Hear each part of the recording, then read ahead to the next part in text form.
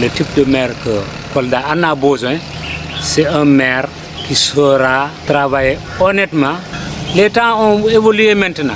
Le maire doit être quelqu'un qui est sur place, qui s'inquiète, qui s'enquérit des difficultés de sa commune, depuis le petit quartier jusqu'au grand quartier. Mais le maire reste le maire qui est souvent près de la population.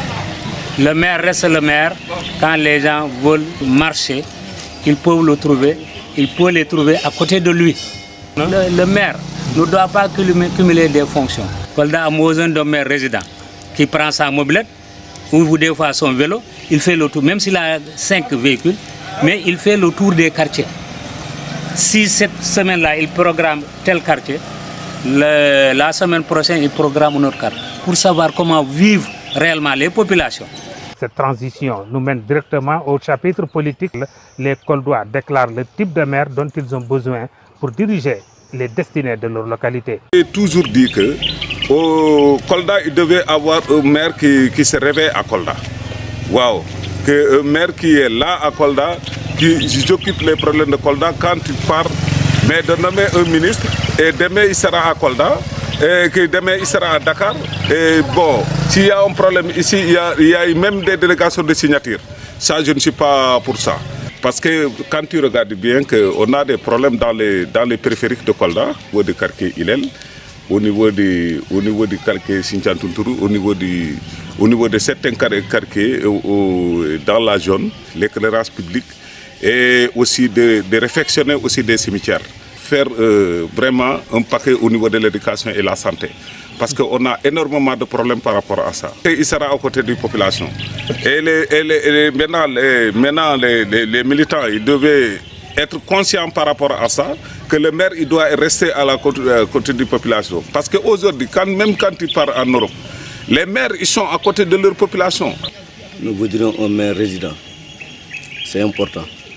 On ne peut pas prétendre diriger une commune et ne pas y résider. C'est méconnaître les réalités, les problèmes et les difficultés des populations. On veut un maire ouvert, un maire proche de la population et surtout un maire qui partage par la descente du maire dans les localités, mais surtout une concertation inclusive et participative. C'est important. Ce n'est pas enlever de l'argent. Ce n'est pas ce qui importe. Créer des conditions de travail pour qu'aujourd'hui, stopper ce chômage qui existe. On le voit aujourd'hui, on décrit la ville de Kolda, mieux la région de Kolda, comme la région la plus pauvre du Sénégal. Et ça, c'est anormal. Quand on voit les potentialités que regorge cette région et cette ville, c'est important pour nous. Avoir un maire résident, un maire proche de ses populations et un maire qui partage et qui discute avec sa population. C'est le souhait quand même pour nous les Koldois.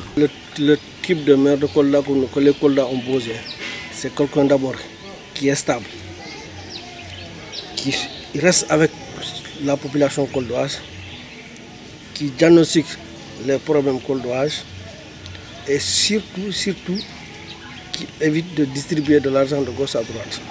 Les politiciens ont l'habitude de nous prendre comme des houx. La houe, il est utilisable que pendant l'hiver. Après l'hivernage, on le met jusqu'à l'année prochaine.